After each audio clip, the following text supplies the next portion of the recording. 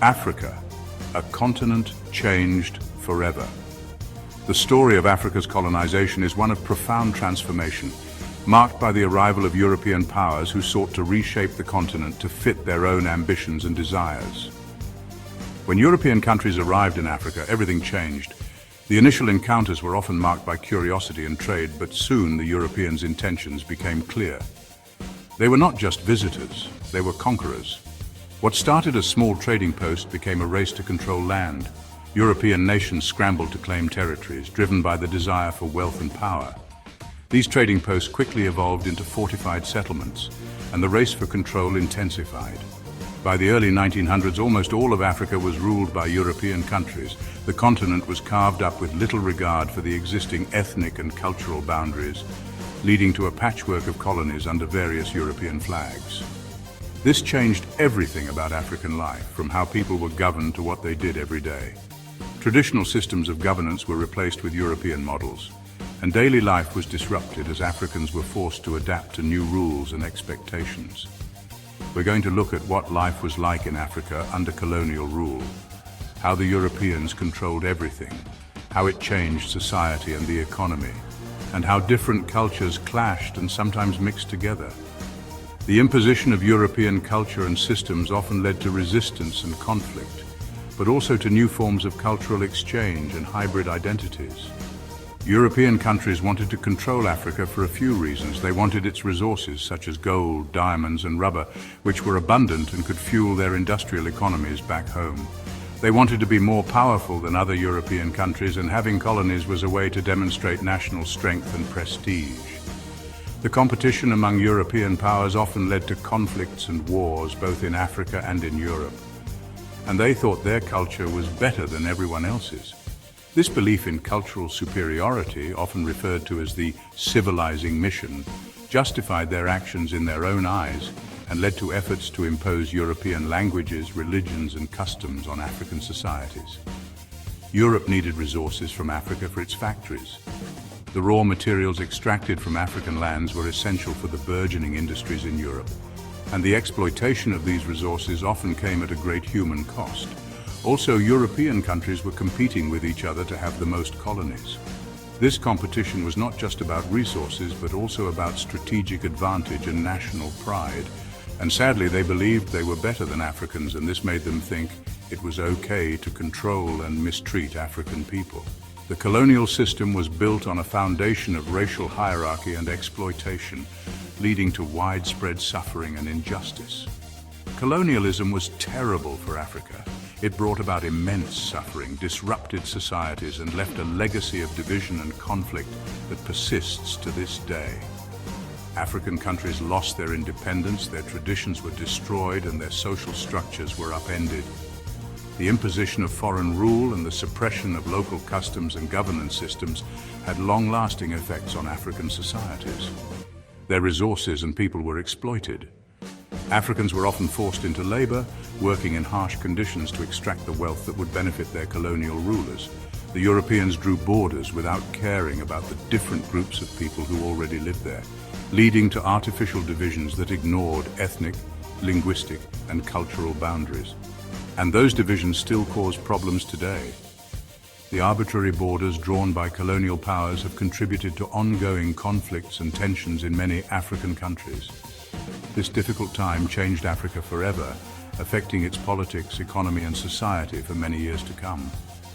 The legacy of colonialism is complex, with both negative and positive aspects, but its impact is undeniable and continues to shape the continent's future.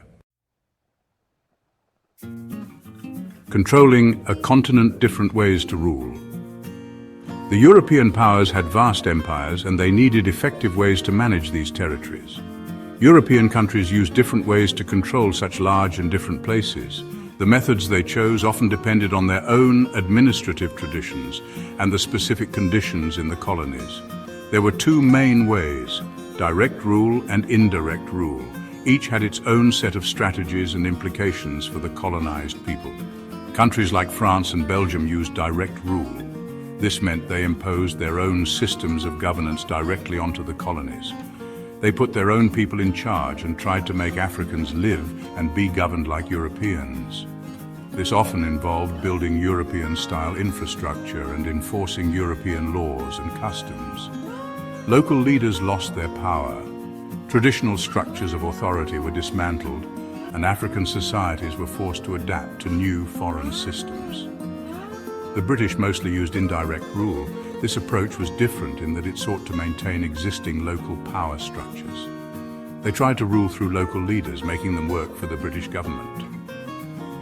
This meant that local chiefs and kings were often co-opted into the colonial administration. This was cheaper, and they hoped it would make Africans less likely to fight back because things seemed the same as before. However, this often led to a dual system of governance that could be confusing and inefficient, but it actually messed up traditional ways of leading and caused even more problems between different groups of people. The imposition of foreign rule disrupted social harmony and led to conflicts. Both direct and indirect rule were all about the Europeans getting what they wanted. The primary goal was to extract resources and maintain control over the colonies. They wanted to stay in control, take resources, and make as much money as possible. The economic exploitation of the colonies was a key driver of colonial policies. Africans couldn't vote or participate in government, and the Europeans made them work in ways that only benefited Europe. The lack of political representation and economic exploitation led to widespread discontent. This unfair treatment led to many Africans fighting back and wanting their freedom. The struggle for independence was fueled by the desire to reclaim autonomy and dignity. A new way of life. How everyday things changed. The arrival of colonial powers in Africa marked a significant turning point in the daily lives of African people. Traditional ways of living, which had been passed down through generations, were suddenly disrupted. Colonial rule changed everything about how Africans lived. The social fabric of communities was altered, and the economic structures that had sustained them for centuries were upended. The imposition of new laws and systems by the colonizers meant that Africans had to adapt to entirely new ways of life. In the countryside, the Europeans made farmers grow things like coffee, cotton, and rubber to sell. These cash crops were not meant for local consumption but for export to European markets. This shift in agricultural focus had profound implications for local food security and the traditional farming practices that had been in place for generations. This disrupted traditional farming and forced people off their land. Many farmers found themselves without the means to sustain their families, leading to widespread displacement and hardship.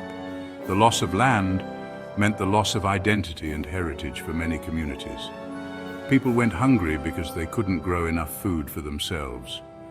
The focus on cash crops left little room for the cultivation of staple foods, leading to food shortages and famine in many areas. The nutritional well-being of entire populations was compromised. Cities grew quickly because people moved there looking for work in mines and factories. The promise of employment in urban centers drew many from rural areas, leading to rapid urbanization. However, the reality of city life was often harsh and unforgiving. These jobs were hard and didn't pay much, and people lived in crowded, dirty neighborhoods. The working conditions in mines and factories were often dangerous and exploitative. The influx of people into cities led to the development of slums, where living conditions were poor and sanitation was inadequate. Families and communities changed because so many people moved from the countryside to the cities, and new social classes developed. Education also changed.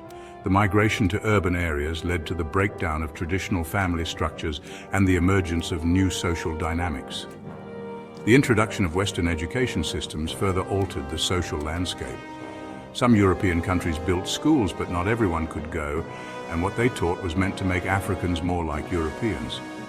The education system was designed to serve the interests of the colonial powers, often neglecting the rich cultural heritage of African societies.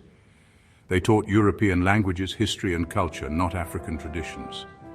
This education system aimed to create a class of Africans who were loyal to the colonial rulers and could assist in the administration of the colonies. They wanted to train some Africans to work for the colonial government. This created a small elite class that was educated in European ways, further deepening the divide between the colonizers and the colonized.